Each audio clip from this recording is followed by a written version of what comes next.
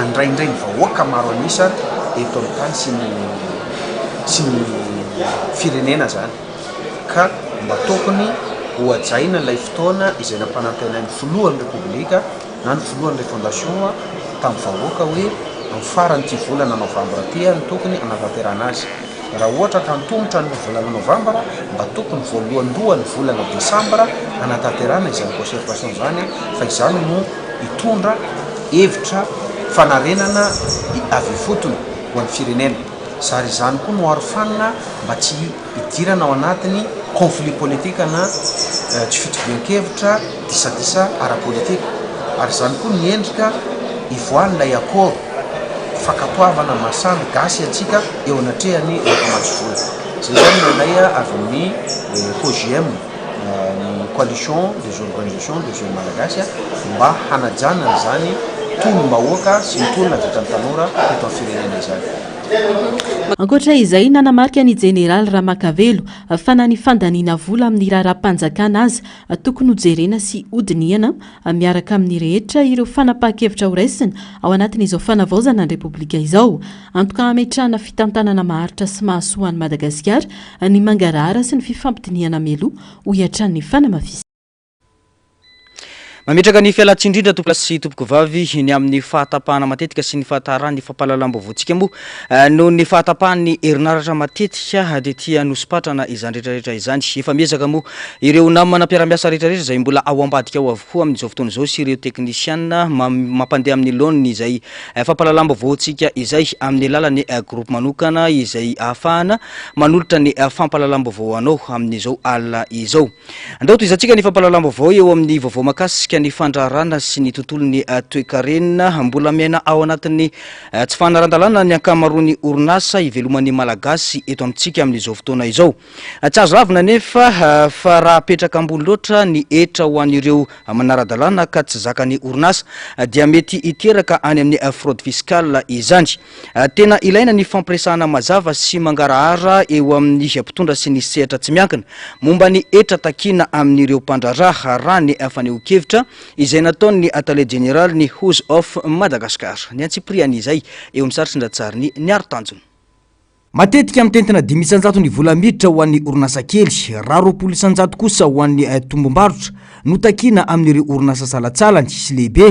ny IR na ny impôt sur les revenus raha ny voarakitra farany. Ampitomboina amin'izany ny TVA 200 ary mbola misy ihany koa ny patente izay miovaova arakaraka ny karazana asa sy ny toerana ka manomboka amin'ny 5,000 ariary ka hatramin'ny 900 ariary isan-taona. Azo antoka fa etra mavesatra ho an'ny orinasa vao misontra sy mbola mitady toerana ara-toe-karena matanjaka ireo raha tsy voarindra tsara.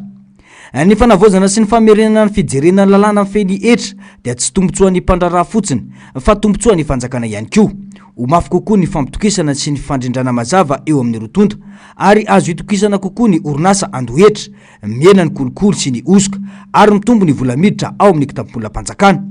Izany rehetra izany dia mifandray mivantana amin'ny fandrosoana sy ny fahombiazan'ny toe-karena nasionaly raha ny faneho-kevitra. Tokony mba irana midinika io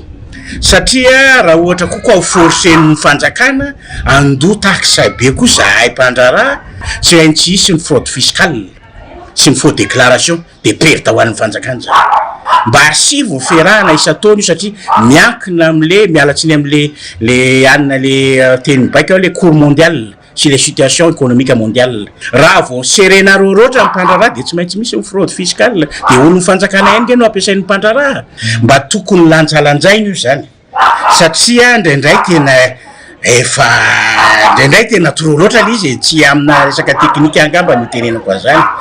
trop loatra le izy mba jerena le ohatra ny fikara vidin'asantsy rehefa mondial miakatra dia midina sotrotrany fa tsy serena ao anatin'ny crise ve dia eo tsy maintsy andohan'le taxe foana dia mandeha fraude fiscale dia maingangany ao fanjakana zay zany ny zavatra iseho.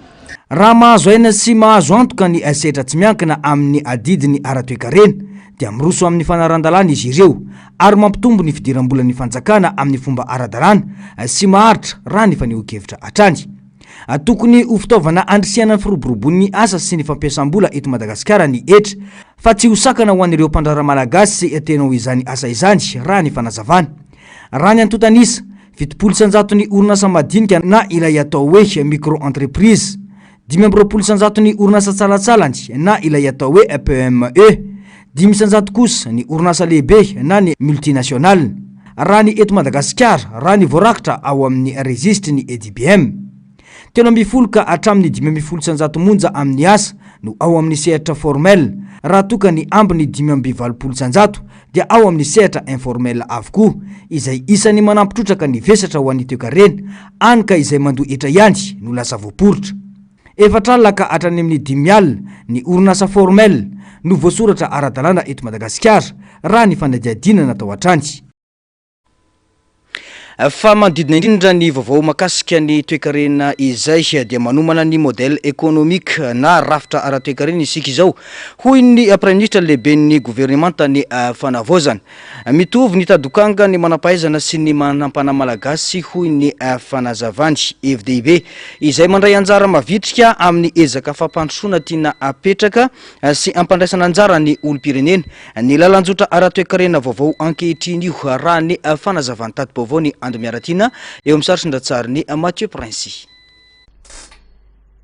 Mitovy tandokanga ireo manampanahy sy ireo manampahaizana malagasy manomboka izao, hoy ny Premier Ministre Hery-Tsalama Rajaonarivelo. Anova ny rafitra ara-toe-karena sika izao hiala amin'ny système de rente ary andeha any amin'ny système de profitabilité, adika tsotsotra lalanjotra ho azona tombony ho an'ny orinasa rehetra hoy ny fanamafisana izay hitarika any amin'ny fiakaran'ny tany tsindry araketra amin'ny alalany antsoina hoe profit makinina, miainga amin'ny fanamafisana ireo orinasa madinika sy salantsalany ny fananganana chaîne de valeur ajoutée. FDB izay mandray anjara mavitrika amin'ny ezaka fampandrosoana tiana apetraka sy ampandraisana anjara ny olom-pirenena amin'ny lalanjotra ara-toe-karena vaovao ankehitriny. Efa resy lahatra sy manaiky an'io avokoa ireo mpiara-mombona antoka arabola sy ara-teknika toy ny vondriny banky iraisam-pirenena, ny vondrina Europeanina, ny tahirim-bola iraisam-pirenena, rafitra miaraka amin'ny firenena mikambana sy ny sisa.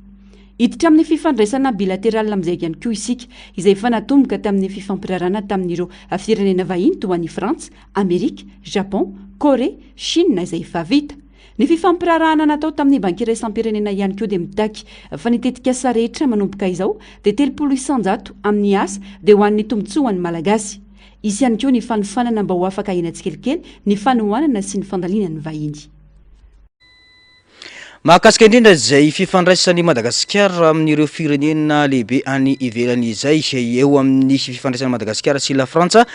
dia vonina anampy an'i Madagasikara ao anatin'izao fitondrana mijoro izao i Frantsa araka ny nambaran'ny filoha frantsay Emmanuel Macron. Vonina anampy an'i Madagasikara izy ireo ary isy famatsimbola fanampiny entina iadina amin'ny tsy fanjaritsakafo eto amintsika raha ny fanazavana miaraba manokana ihany koa ny dingana irosona amin'ny fikonan-doam-pirenena sy ny fanovana marina eto Madagasikara ny firenena frantsay. Tati-baovao ny andro miaratina eo amin'ny saritry ndratsarin'ny Mathieu Prince. Ny araba sy nankaherin'ny filohan'ny fanavaozana Michael Randrianirina ny filoha frantsay amin'izay dingana rehetra atao manodidina ny fikonan-doam-pirenena ny ady amin'ny kolikoly ary ny fikarakarana fifidianana anatin'ny fimpitoana mendrika. Ny votry izany tamin'ny fifampiresana ny tarobiana ataon'ny roton tandroany. Nanindry ny fanomezana andraikitra ny tanora sy ny fiarahamonim-pirenena ao anatin'izany kosa ny filoha frantsay. No mafisiny Emmanuel Macron fa vonina nampy an'i Madagasikara izy ireo ary isy famatsimbola fanampiny entina hiadina amin'ny tsy fanjaritsakafo eto Madagasikara. Efa nanamafy ary nilaza rahateo ny filoha mpanjakana fa misokatra amin'ny fiara-miasa amin'ny firenena rehetra ary nisan'izany la Frantsa. Anjaran'ny Malagasy kosa ny mamadika ho asa mivaingana isy fentraikany tsara. Isika no tompona andraikitra voalohany amin'izay mahazo antsika fa tsy ny firenena kafa na iza hoy ny fanamafisana. Nampatsiahy ny rotonta atao anatin'ny mazava-dehibe ny fifandraisana eo amin'ny rotonta. Ny araba manokana ny Madagasikara ho amin'ny firosoana amin'ny fikonan-doam-pirenena ny filoha frantsay ho an'ny fanovana eto Madagasikara. Fambola mijanona olana lehibe ny fidiran'ny tanora amin'ny asa ara-dalàna eto Madagasikara araka ny antotanisa farany avy amin'ny anivony ivitoeram-pirenena misana ny statistika na ny Instat sy ny vondrona iraisam-pirenena misana ny asa na ny OIT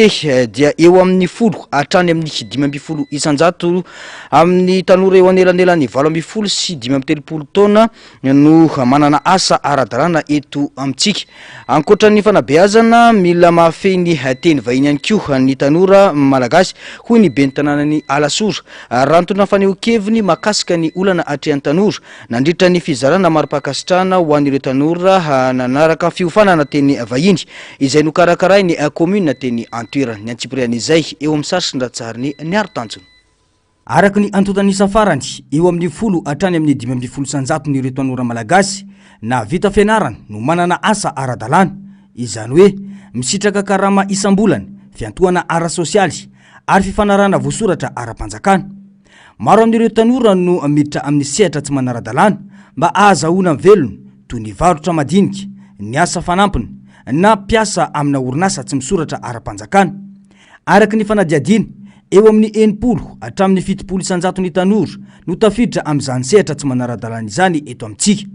Manodidina ny 20 hatrany amin'ny 15 isanjato ny tanora no tsy miasa na tsy mitady asa. Sakana lehibe amin'ny fahafahana miditra amin'ny asa ara-dalàna ny tsy fahafehezana ny teny vahiny, indrindra fa ny teny frantsay.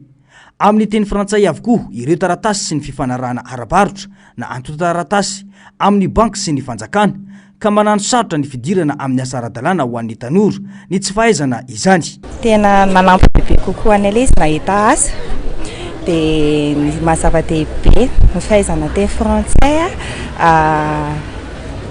ny asa rehetrarehetra eto Madagasikara presque francophone daholo ny ankamaroany. Zavatra ho an'ny jeune hoe aza dia mipetraperaka fotsiny izany fa miasa manao zavatra foana eo amin'ny fiainana hoe miasa ohatra na miasa na mianatra miasa fa aza hoe mipetrapetraka midongizingizana fotsiny fa bagage ankiray entina atrehana ny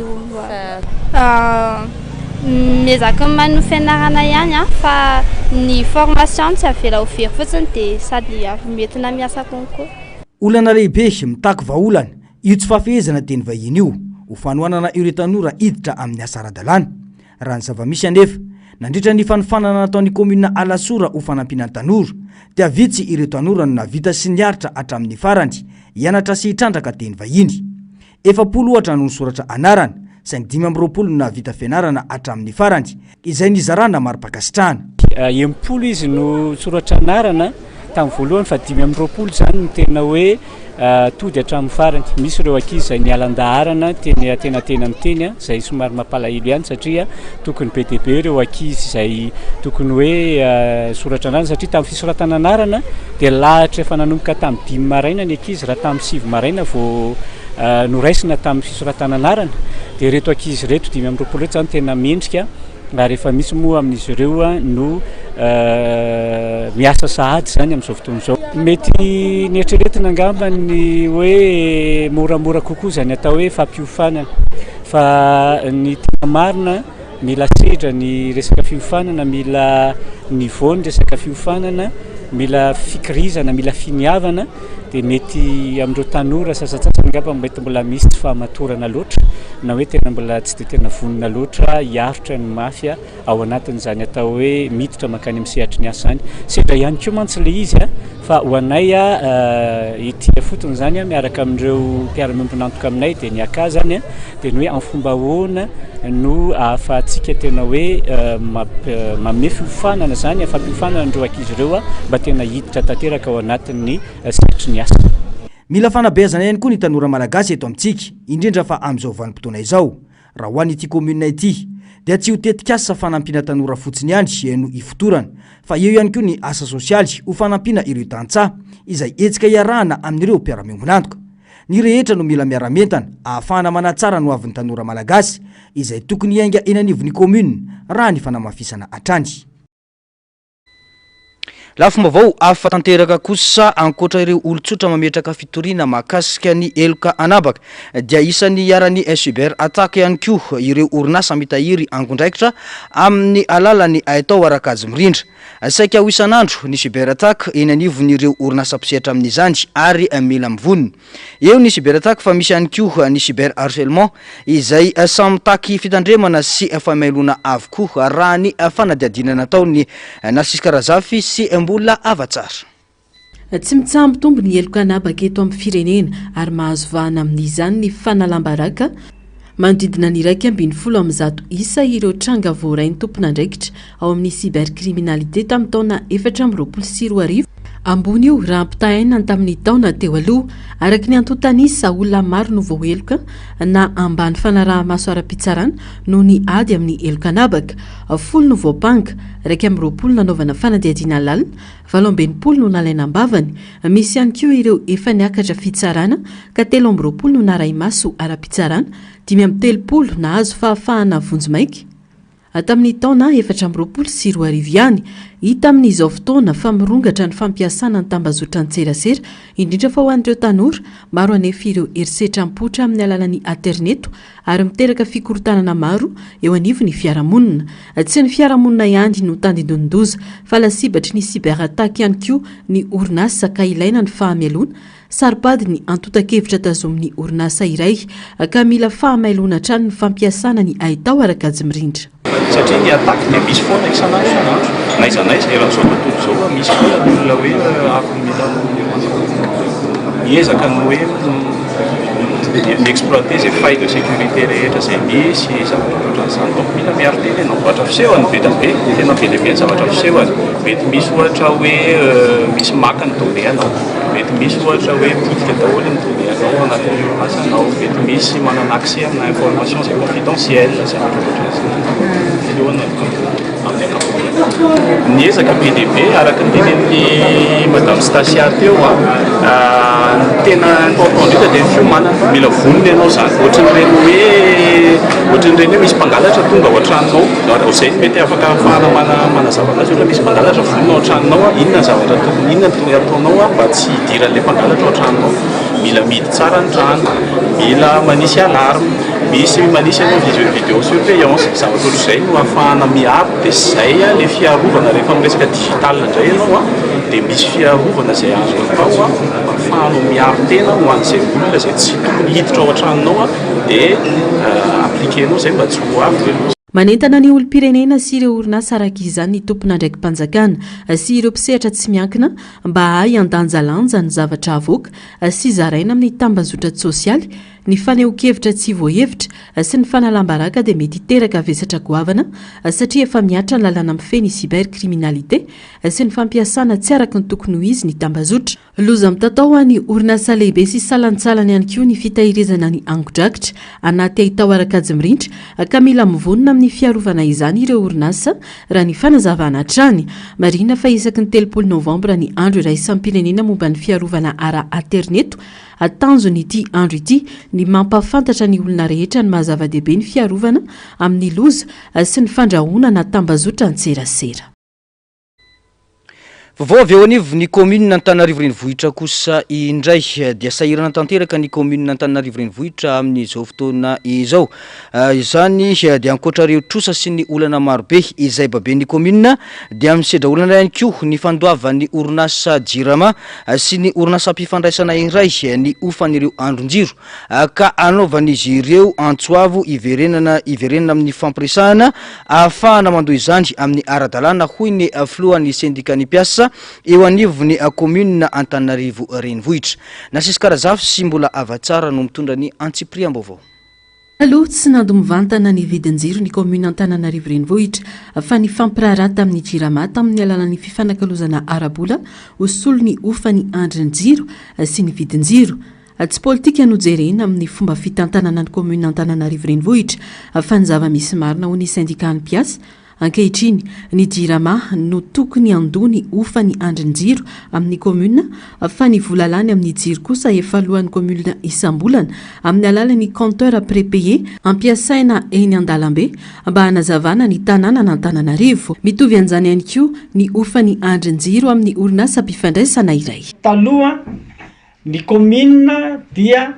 tsy mandoa mivantana ny éclairage public eny amin'ny arabe ho an'ny vahoaka fa rehefa tonga amin'ny faran'ny taona dia misy compensation de crédit zany aby fanalana ny dépense nyray ny côté gauche ny droite dia izy miambiny sisa ny alohan'ny jirama fa amin'izao sahirana mibetana Antananarivo satria tsy maintsy mitady vola andoavana ny renjiro mirehetra eny amin'ny arabe hitantsika isan'andro tsy maintsy asiana crédit foana ireny isambola isaky ny maty de zagaga ianareo fa miverina maty indray zao ny eo anaty tonela satria tsy tafiditra angamba ny crédit 2 andro 3 andro zay nandalo teo de maty foana leo zany a de vokatry ny fikorotanana eto anatin'ny resaka fitatahana ara-bola satria ny antony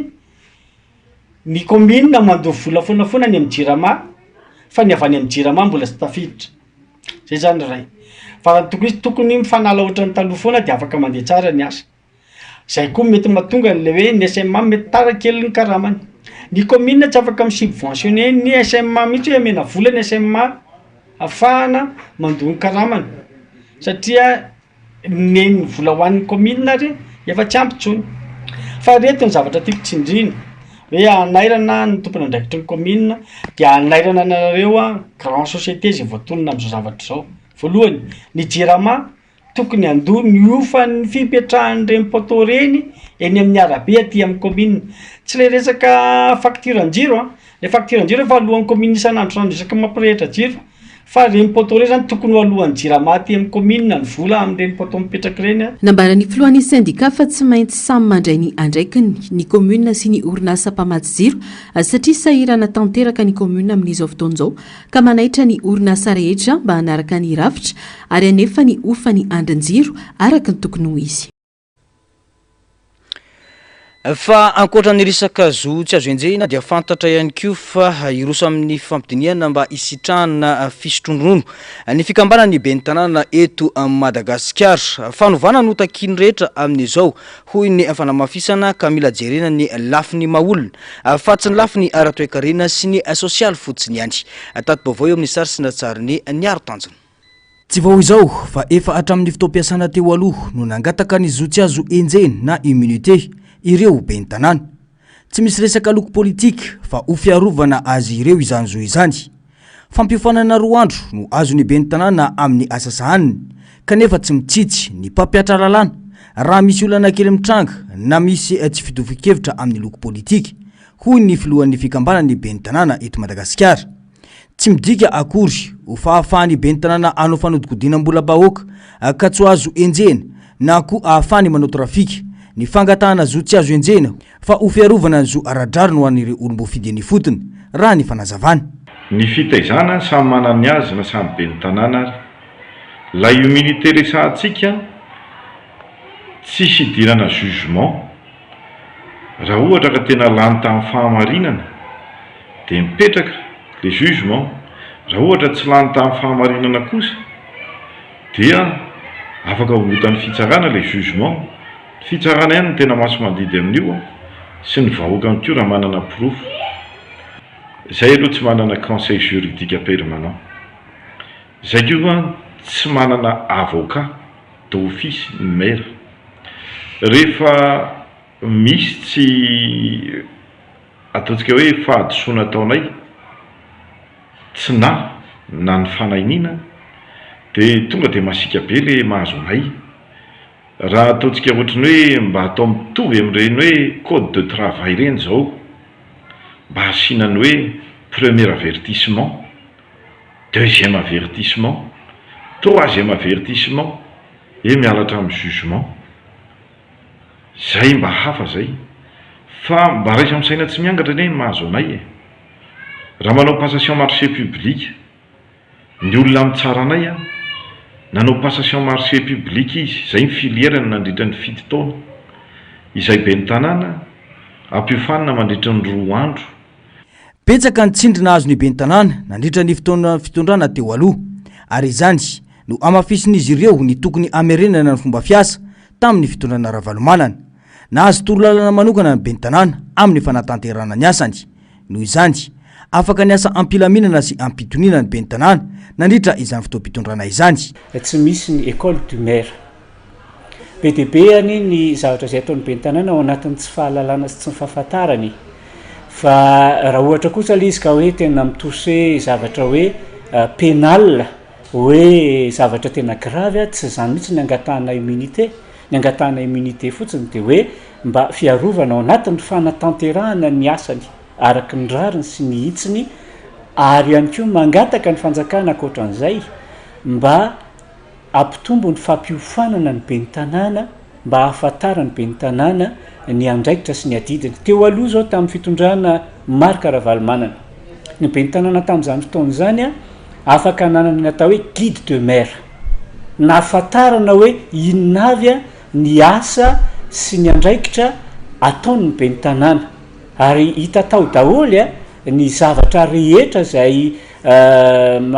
mahakasika ny asa ny commune amin'izao fotoana zao a tsy misy intsony le guide tsy misy miguida ny be ny tanàna ao anatin'ny fantanterana asa de somary ararotana foana ao anatin'ny tsy fahalalana ny fanatanterahana ny asa de lasa misy disadisa eny hatrany amin'ny fitsarana ankoatra ny fitakiana zo tsy azo enjehana da iroso amin'ny fitakiana fisotrondronono koa ireo be ny tanàna na vita fotoam-piasana 3 taona amina komuna iray eo koa ny isitrahan'izy ireo ny fiahina ara sosialy ny knaps sy ny osti izay mbola tsy isitrahany be ny tanàna eto amintsika fanovana no tadiavin-drehetra amin'izao ary fanovana ho amin'ny tsara tsy ny lafi ny ara-toekarena sy ny sosialy mbahoaka ihany sy no voakasika izany na ny rafitra fa ny fiahina ny mahaolona dia mila jerena raha ny fanazavana raha ny vaovao azy moa dia ny ministerany atitany sy ny fitsinjara-pahefana no isan'ny manampy azy ireo amin'ny famolavolana ny tolo-dalàna amin'ny fisitrahana zotsy azo enjehana koa andrasana ny toyny fa andian-dehilahy misy 140 no voasambotra ny mpitandro filaminana teny andorany fotsiny maraina teo inona ho mpanendaka mpamono olona ary mpifoka zava-mahadomelona ireo olona ireo raha ny vaovao azo nambaran'ireo ny aramboina fa tsy mijanona amin'ny fandrobana fotsiny ireo lehilahy ireo fa manao tsindry sy herisetra ka manay ny mponina sao iverina amin'ny asa ratsiny ireto andian'olona ireto ka mbola afaka hiditra sy mivoaka ny fonja tahaka ny efa nataon'izy ireo hatramin'izay velam-pandrika ny arahany zandary sy ny tafika no nazahoana ny sambotra ireto olon-dratsy ireto tratra niaraka tamin'izy ireo ny fiara roa sy ny zava-mahadomelona mbola mitoy kosa ny fanadiadiana raha ny fanazavany tato-baovao ny Narcisse Karazafy sary sy ndratsary ny mbola avatsara andiana lehilahy miisa 140 no voasambotra ny zandary tao andoharany fotsiny maraina teo ka pandrarany fonja misotro ronono ny iray amin'ireo nambarany mpitandro ny filaminana afampanendaka sady mpamon'olona ary mpifoka zava-mahadomelona ireo voasambotra ireo maro ireo mponina tetỳ andoharany fotsiny manodidina no mitaraina mikasika ny trangana fanendahana miaro vonon'olona tonga tetỳ amin'ny braon'ny zandary ireo mponina androany nanamafy ny fitoriana nataony eo amin'ny efatra aloha zany zay ny tena hoe hitana hoe victime akoatra ny olona zay any ambadika any dia ny zavatra tena ataon'ireo olona ireo dia tena mamono mahafaty ary tsy menatra mihitsy izy manao an'izany satria hoe manana krika ao amin'ny tribonaly ao amin'ny tamora ao akoatra an'izany monsieur le maire entoko efa zatra mandeha amin'ny foana ireo dia mivoaka tsy misy tapabolana dia mivoaka ankoatra ny fanendahana dia nao mafisiny ireo mpitory fa sady mamono no manao tsindry ireo andian-dehilahy ireo manay ny amin'ny aina araka izany ireo mpitory satria raha mbola hivoaka siditra ny fonja ireto olona ireto dia ina mbola amerina ny asa ratsiny ka anaovan'izy ireo antsoavo ny tokony hijerena akaiky ny tira raha ity ndanderona very ny vola 240 000 ariary telefona koa saky barana maintimainty dia ozy lerony ela ozy izy namandreny la la ozy ataony vonoela izy vonay raha miaraka amindreny dia menasena dia vononony dia sady tomboka miasa koa dia severa 137 lasa matahotra amin'le fitadiavako ny tena marina sisy menaseny le olona ao amin'le ao ambany ao le olona nefa fatako le olona menasena le da dia sola rahalany dia mika dia resevera dia daotiera maromaro zareo farao ny dokotare dia no zany tompoko dia manao fitaraina matahotra amin'ny tena olombela dia matahotra amin'le zao tsy afaka miasa ntsony tsy matahotra mianasa be dia be le fitoriana aty andorana fotsy polisy ny Tanjombato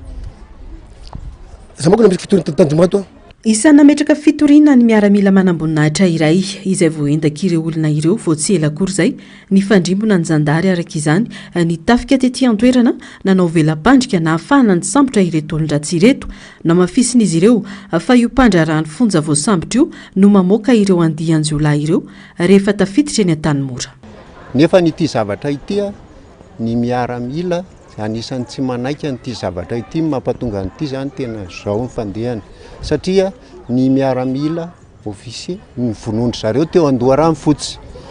ary andorany fotsy matetika nisy von'olona foana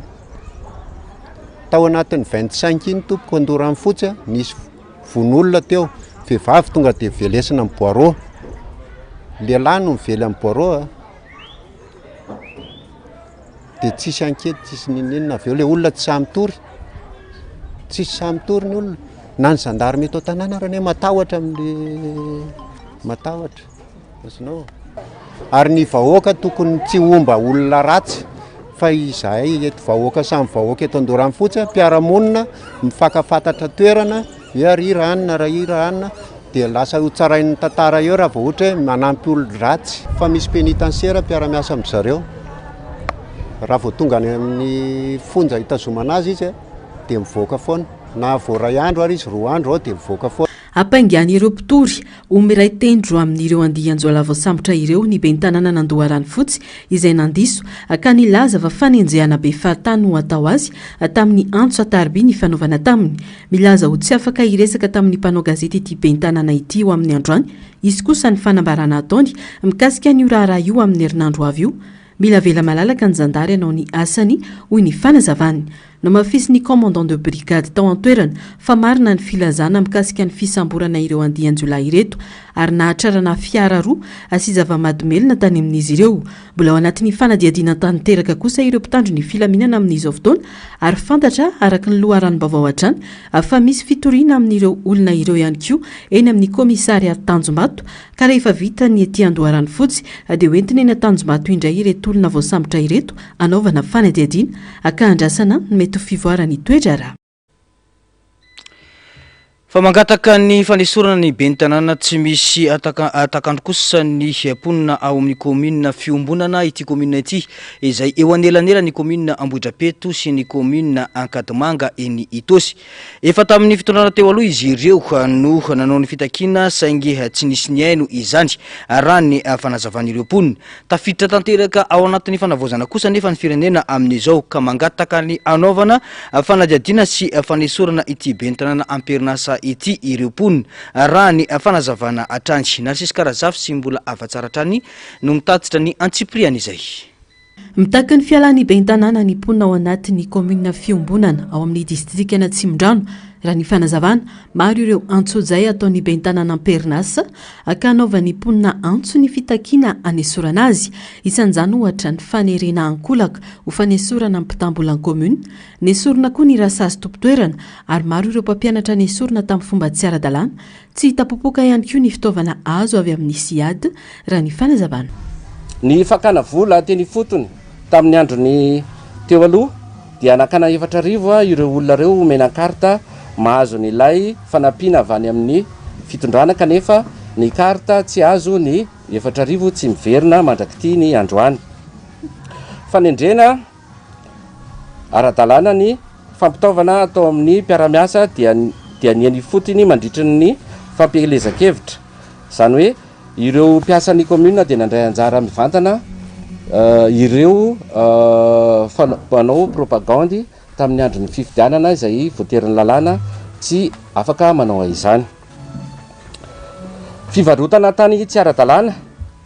izay natao tany atokantrano zanany vavy voalaza ihany koa fa tany no nanao signature ny ben'ny tanàna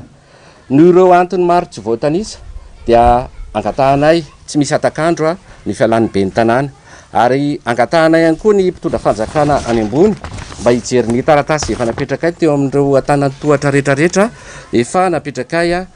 eo anivon'ny fitondram-panjakana ankehitriny angatahana manokana koa ny ACC anampy anay eto amin'ny vahoakan'ny fiombonana fa mijaly sy voan'ny antsojay ny vahoakan'ny fiombonana ahitana olana avokoa ny fanomezana taratasy eo anivon'ny commune sy ny resaka tsena raha ny fanehoan-kevitra trano ny tena tiako ialana eto amin'ity nanao karapanondro zay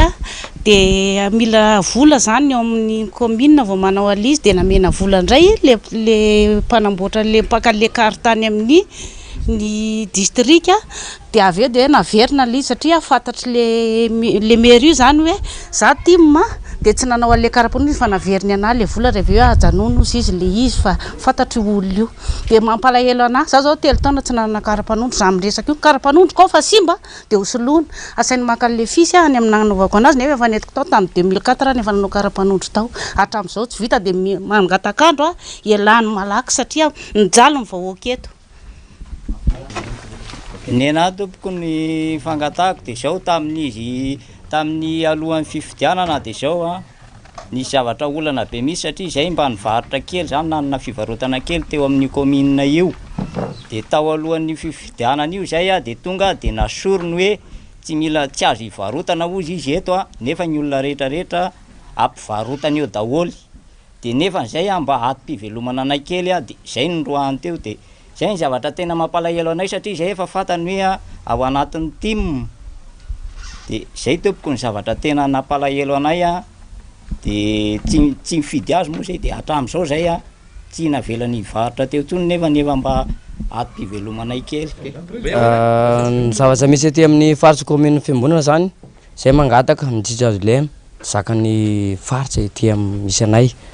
za zao ny tenako voatsindry tao anatin'ny zavatra nisy zany dia igny koa za mbola miady ny alany ny fitondram-panjakana eto amin'ny commune fiambonana mila miala izy zay manampy tosika za vonona foana andrasana araka izany ny toy ny rara izay ny zava-misy eny amin'ny commune fiombonana iny fa avy ao amin'ny commune Moramanga kosa indray tsika ao anatin'ity vaovao manaraka ity tsy maintsy tratra ny tanjona ampandrosoana ny tanàna sy ny maolona ao amin'ny commune raha ny fanazavana nataony ben'ny tanàna ao antoerana lafiny zavatra maro nasimpanivana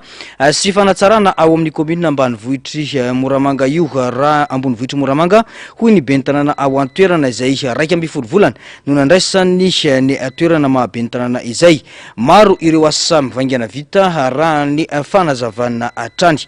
ny toerana manangona ny vaovao tahirinena raha narinirina raika ambin'ny folo volana teo amin'ny fitantanana ny commune ambonivohitry Moramanga ny ben'ny tanàna ao antoerana lafiny zavatra maro no atao laram-pamiaina miainga amin'ny fomba fiasa anaty birao anatsarana ny tolotra omenany mponina eo ihany koa ny fanavaozana ireo fitaovana enti miasa hoy ny fanazavana anisan'ny olana sedra ny commune hatramin'izay ny resaka fako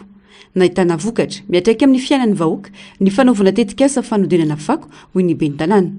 tato anatin'ny volana vitsy mandodina ny 300 taona ny fako vahodina nafanana ny miasa mandodina 500 ny tanora atao antoerana tanjona ny amkarana 2 taona fako vahodina atao anatin'ny 2 volana raha ny fanamafisana fitantanana ny fako eto amin'ny tapitanànan'ny Moramanga zay azo lazaina tena nitoby be zay talohan'ny nandraisanay ny fitantanana dia misy ny tetikasa zany efa mandeha amin'izao fotoana izao amin'izay fitantanana ny fako zay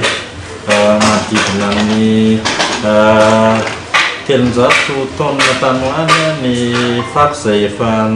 voahodina zany nentina tanterahana ny asa fanadiovana no sady ihany koa namoronana asa n'ireo tanora zay eto amin'ny tanànan'ny Moramanga dia eritreretina zany izy io itoy mandavataona mba ahafahana mifeha izay fitantanana ny fako zay mba hananana tanàna madio manomboka izao atsaraina ny fitantanana ireo loharanombolan'ny commune nasiana lamina manokana eo anatrehan'izany resaka tsena misy ny ao an-tsena zany amin'izao fotoana izao izay nasiana lamina vaovao indrindraindrindra misy ny recensement nahafahana nahita n'ireo mpivarotra zay tena mampiasa isan'andro san'andro ny toerana io dia napetraka ny fiara-miasa maharitra amin'izy ireo mba sady mampiditra ny aba izay loharanombolona aty amin'ny commune fa ihany koa andaminana tsikelikely amin'ny ao amin'izay tsena zay satria raha ny fantatsika taona vitsivitsy lasa dia nahazo fotodrafitrasa tsara ny tanànan'ny Moramanga fa ny lamina zany tsy mipetraka dia amin'izao fotoana izao zay mijery ny fanatsarana mba hampaharitra amin'izay ary indrindrindrindra mba hiverina hiavahan'ilay tanàna zany eto Moramanga afantarany maro an'ny Moramanga ny famaroan'ireo fitaovam-pitaterana ao antoerana napetraka ny fandaminana ahafana mandrindra ny asan'ireo mpitatitra tsy teraka fitohanana lavarindry hoy ny fanazavana ankoatra io ao anatin'ny ezaka sy fanentanana momba ny famidiraketra ihany koa ny komina amin'izao fotoana izao tsy kasitra mantsy fa niaina ny tapavitrian'ny olom-pirenena mandohitra tato anatin'ny roa volan'izao ka antony anaovana etsika manokana. Fa nahazo médaille de travail kosa ireo mpiasa eo anivon'ny toeram-pitrandrahana Ambatovy androany ho fakasitrahana azy ireo amin'ny asa indrindra ny fampandrosoana ny firenena. Tsy nisy sivana ho an'ireo izay nisitraka izany saingy mitaky fepetra ny fahazahoana izany farafakely ny 7 taona niasana hatramin'ny 12 taona niasana ireo notolorana izay maro-pakasitrahana izay tadipo mahakasika izay eo amin'ny saritry-dratsary ny Tahiriny aina. Ankoatra ny fampiroboroboana sy fampandehanana ny orinasa mandray anjara mavitrika amin'ny fampandrosoana ny firenena ihany koa ireo mpiasa amin'ny toeram-pitrandrana Ambatovy nomena fankasitrahana médaille de travail manokana ireo mpiasa no niezaka sy ny asa vitany androany. No ny taona maro izay netiny nitondrana ny fampandehanana ny orinasa ary indrindrandrindra koa nandraisany anjara tamin'ny fampandrosoana ny firenena satria dia tsy azontsika adonona fa